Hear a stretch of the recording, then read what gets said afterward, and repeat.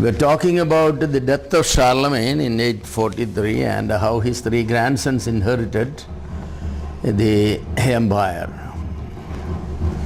The empire was divided among three grandsons. One part went to the elder one, which is today the state of Germany, the country of Germany. The second one went to son that includes France, mainly France, Belgium and Netherlands. The third one is basically the kingdom of Italy and the Middle Kingdoms.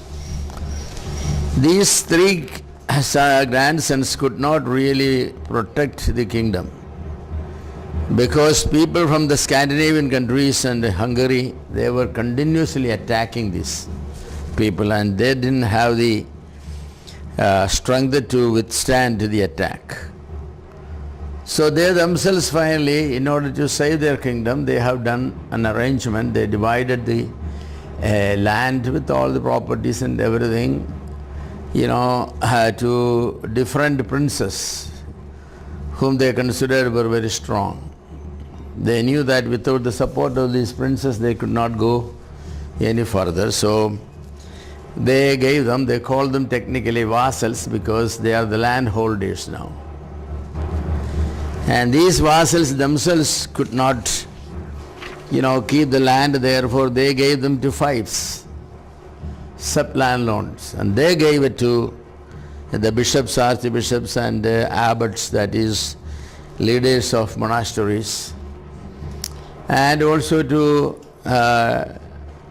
big farmers. So the land became in the hand of a few people. That's feudalism. Land is held by few people. Others are all just, tenants who are cultivating the land, and they have to give a portion of the yield to these landlords and keep the rest. So this system basically continued in Europe until Reformation. It's only after Reformation the feudalism has gone, and there was a reason for it. The political result of feudalism was a decentralization. Instead of one man ruling the country, now there are a number of people who are ruling. Every country was broken up into large number of small principalities ruled by these nobles. These nobles held the power of a king, each in his own domain. The king was only the chief noble. Sometimes a number of nobles would unite to fight against the king. This sort of thing always went on, but more often they would fight among themselves, each other, because they wanted to annex more land that belongs to the other prince. That way he will become a bigger prince. But sometimes if the king will bring in any rule that they thought was against the interest of these feudals, then they will unite and they will fight against the king, and king usually then yield and change. The Norsemen, that is the people from the Netherlands and all those places, they came and they attacked, these landlords. They did not go back to Norway and Denmark, these places from where they came. Instead, they settled in France. Those who settled down in northwestern France were called Normans. And those who settled down in other places in France were called Normandis. So two group of people basically became dominant in France, the Normans and the Normandis. Now interestingly, the Normans and Normandis, they set out on their own for further expedition. William Duke of Normandy invaded England in 1066 and defeated it. So the Normans conquered the whole southern Italy. And now the feudal lords, they either supported the Pope, they wanted always the Pope they like. The Pope cannot operate without the feudal lords because the emperor is gone. Emperor is not that powerful. Unless, occasionally a very powerful king will come, emperor will come like Charlemagne. But more often, these feudals were having control even over the king. So the Italian feudals, those feudal lords controlled the Pope. Whichever noble family got control of Rome will dictate conditions for peace to Pope. Pope had to agree. He will put his own Pope in Rome. Popes were replaced frequently by the landlords. After all, it was, these landlords who controlled popes. Between 891 and 955, 20 popes existed. So you can just see how frequently they changed. One pope come and, some of them are little stronger, so they won't listen to these landlords. They will all unite together and then withdraw all the financial support and everything and even threaten war. So the Pope has to listen to them. So these popes changed because of the death of the popes? Or? No, they were removed. See, these feudal landlords basically have the majority of the bishops or the cardinals under them. So they will call a council and they will make a resolution, pass a resolution against this Pope and dethrone him. They will nominate another one and appoint him. That's the sort of thing. Of course, in between some of them died also. So very soon what happened, popes began to look to Germany for help. Pope sought the friendship of Otto, who actually rescued the Pope. Otto was a strong man. Pope made him the next emperor on February 2nd, 962. The Western Empire was rescued by Otto from the hands of the attackers. And Otto aided John the 12th to become the Pope. Now the problem came. The Germans are supporting the Pope, but the Pope's headquarters is in Italy, Rome. So the Italians did not like the fact that Germans have control over their Pope. So the Italians basically, they threatened the Pope. So there were times when Pope had real problem. Now the Italian tradition of popes was broken. Otto III placed his tutor, Gerbert, who was an archbishop, as Pope in 999. He was the first French Pope. All the popes of this time were from Italy. After him, Gregory II, a German, came as Pope. So popes began to come from France, Germany and other European countries. So this was a major shift. Until 999, not single Pope ever came from any place other than Italy. But now popes begin to come from other place. Another major development happened, that is the popes began to sell their office for money to other people. The Tuscan family, the lords who controlled Rome, made Benedict IX as Pope in 1033. He was only 12 years old at that time. You think of that, a 12-year-old boy was made Pope. And he turned to be one of the worst popes in history. You can just imagine that a 12-year-old boy becoming the head of the church. That's terrible. He was so corrupt that a Crescentio family, that's another lord family, who were enemies of the Tuscan family, drove out this Pope in 1045 out of Rome. He ran from Italy for his life. After some time, Benedict got tired of popery, and he said, I'm tired of this one, I wanted to sell it. So he sold it for 1,000 pounds of silver to a man who later became Gregory VI. This system of buying or selling office, ecclesiastical office, is called simony. You know how simony originated. In the book of Acts, there was a Simon who came to Peter with money and said that he give me this power. So that's the name simony. So simony became a very popular terminology in the ecclesiastical history. There were people who will be selling. Even the Pope himself will sell. Said, give me so much money, I'm tired of. Because of all the fights between the warlords and all these people, popes were frequently under the threat. So some of them became a little weak and they found somebody and said, hey, you want to take popery over? You give me so much money. I sell it. This shameful conduct of Benedict was leaked out and people made a great hue and cry because these things were usually done in private, but this thing that Benedict has sold his papacy to Gregory the Sixth became a public common song, and therefore people were very angry. So Benedict, what happened? He sold it and took the money, but when the people became against him, he refused to give the throne. He said, no, I didn't sell anybody, I didn't take anybody's money, So I'm going to continue to be the Pope. So then you can just imagine that what will happen. So there are three popes at that time, There was Sylvester III, Benedict IX, and Gregory VI. There are three. The Tuscan family has made Benedict IX as Pope. And then the Crescentine family, who were against them, they drove out him and made Sylvester III Pope.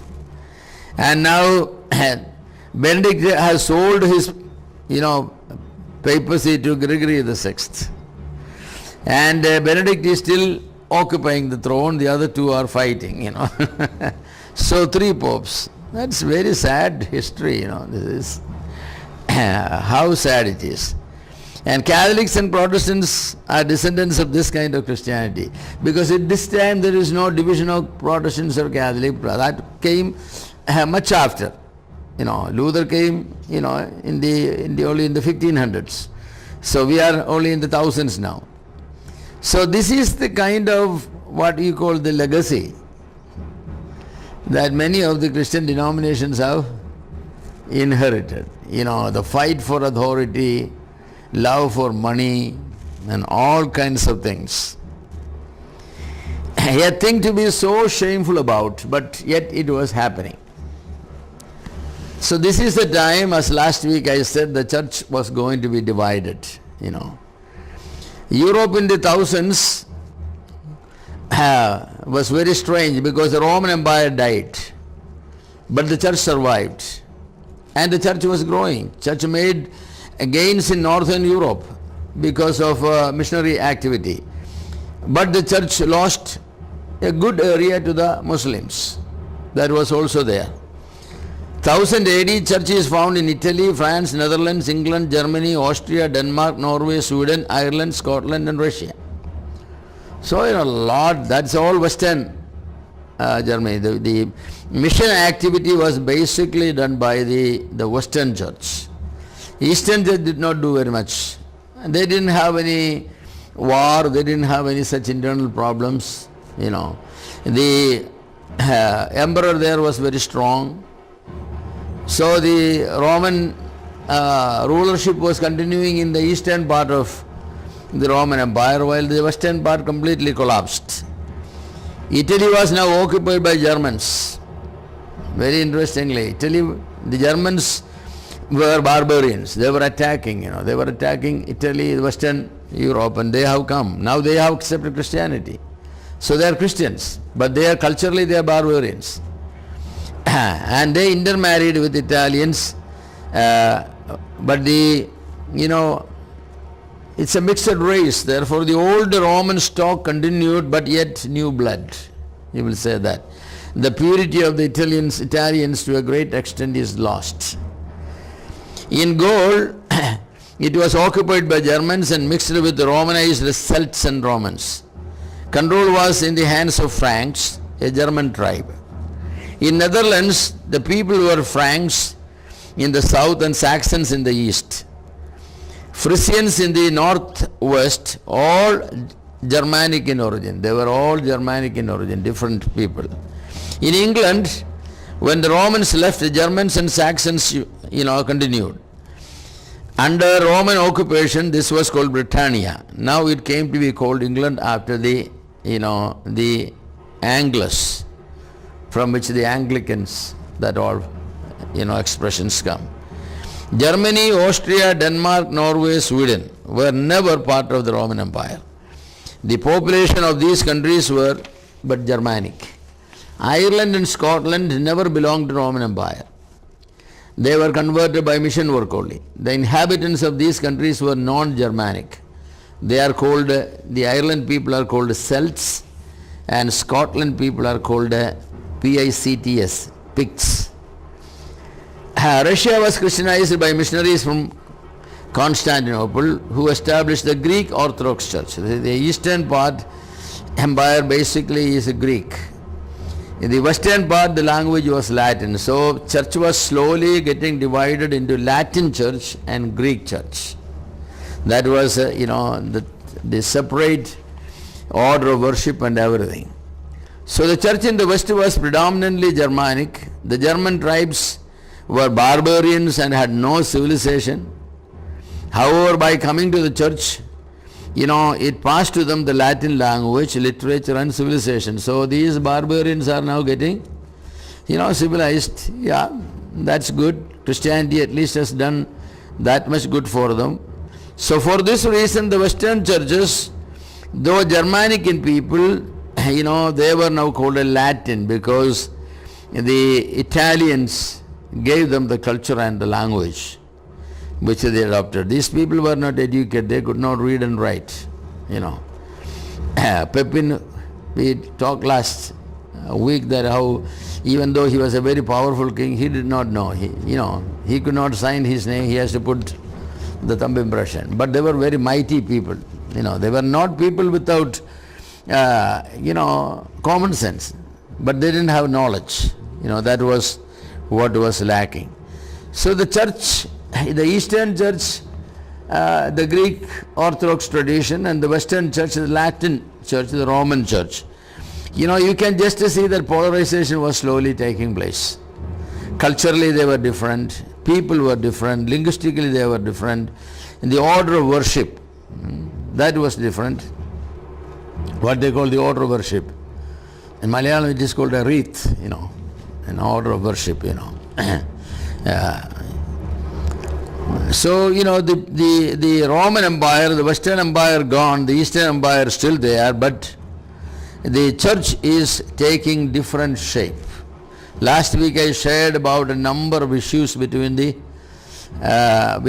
East and the West, and you probably remember about them, about marriage and celibacy, about having nuns in the churches. The Eastern churches objected to it, the Western church required it. Then growing beard as opposed to clean shaven, having girdles on their robes, and the caps and no caps, the Eucharistic controversy of using leavened bread or no leavened. There were many, and also the coming of the Holy Spirit, through Father or through Father and Son.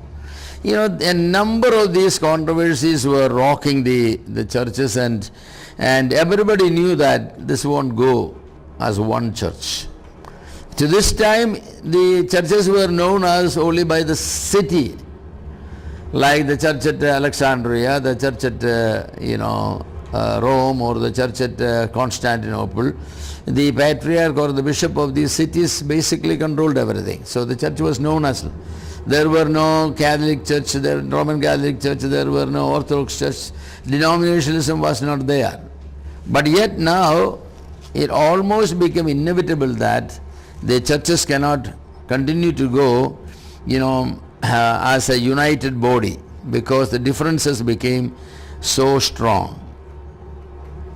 So we have in the beginning of the Middle Ages a church in Europe with the Latin language and literature, but people mainly Germanic race. In the Eastern Roman Empire, the situation was totally different. the emperors did not fall under the attack of the German barbarians. For another 1,000 years, the empire lasted. However, the empire lost a lot of territory to the Muslims. Syria was gone, Palestine was gone, Egypt was gone. A lot of territory was lost to the Muslims. In these countries, church totally collapsed. And interestingly or sadly, these were the places where, the 7 churches of the Asia Minor, in the book of Revelation were there. You think of that.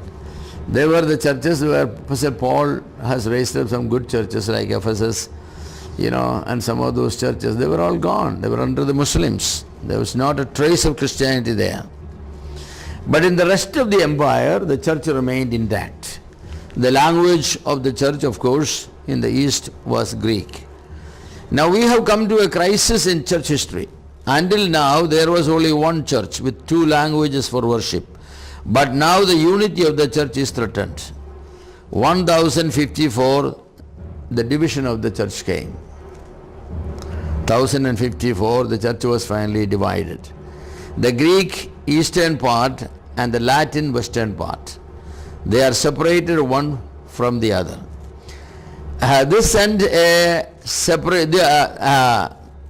This sort of a separation was not unforeseen or unpredicted.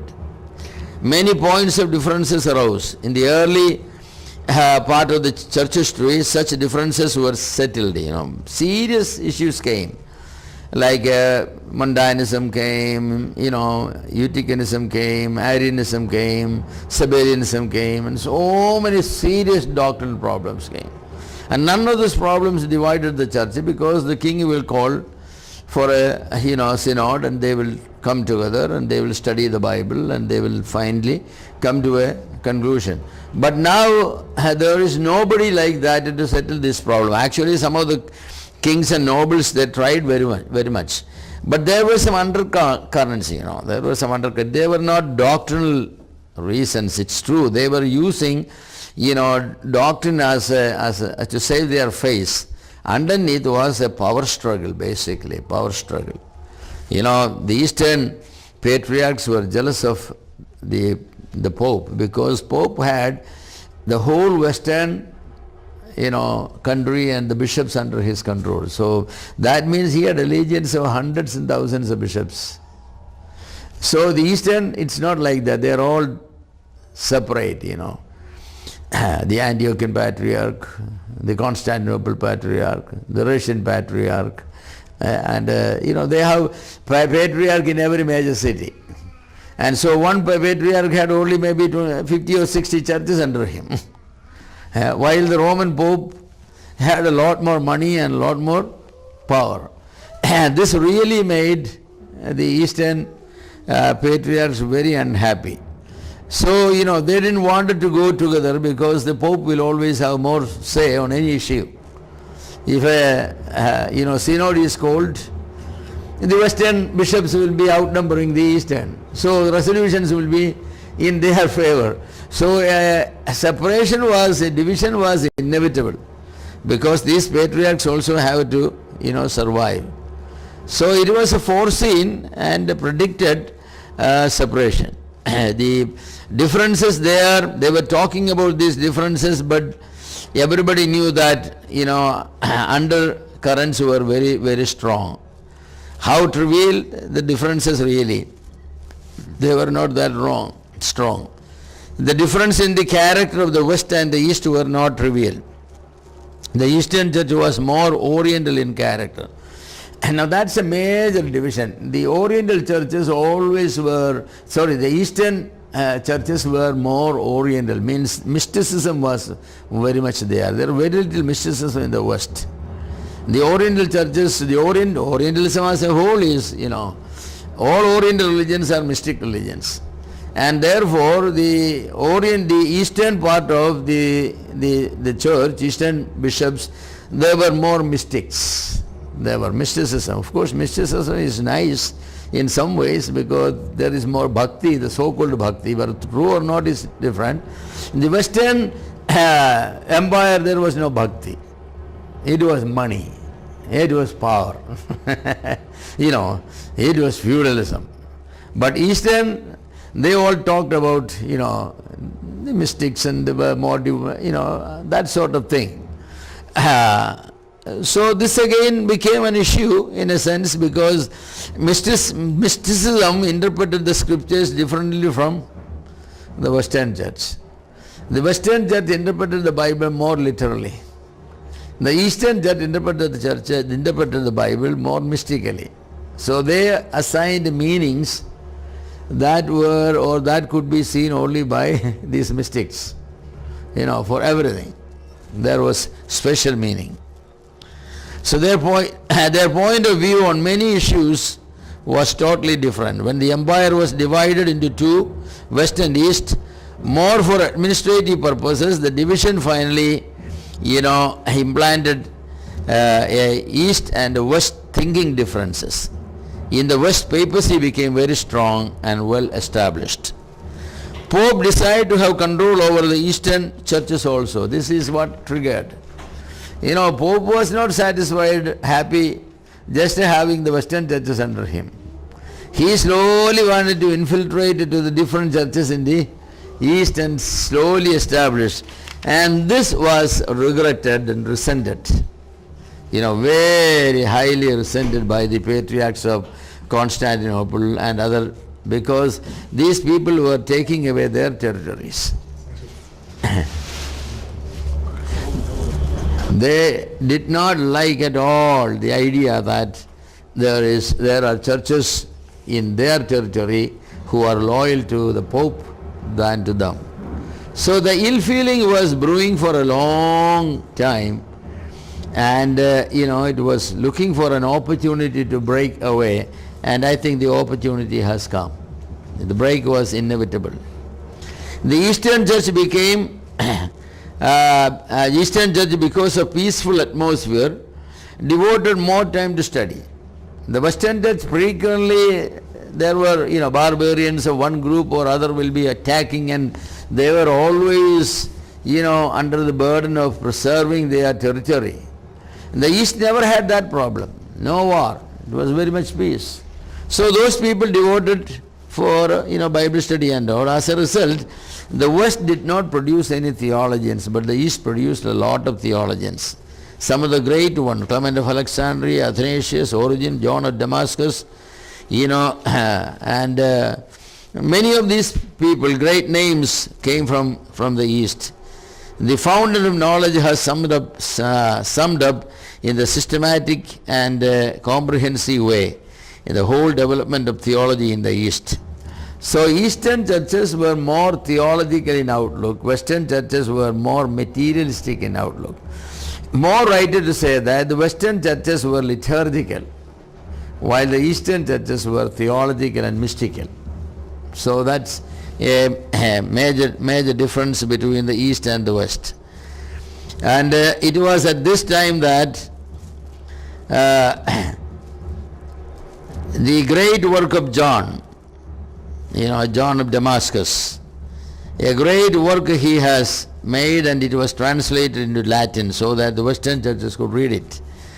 And thus the Western churches begin to be influenced theologically by the Eastern churches, while the Western church begin to capture the territory of the Eastern churches by, approaching people and giving them something, some money and some position, so that the loyalty will be shifted there.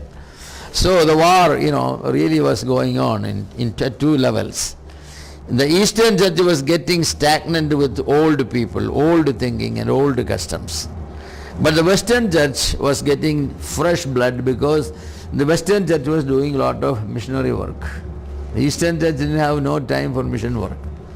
They were producing professors and scholars, but not, missionaries. So that also made, when a church how theologically oriented, when the same people come, you have the same way of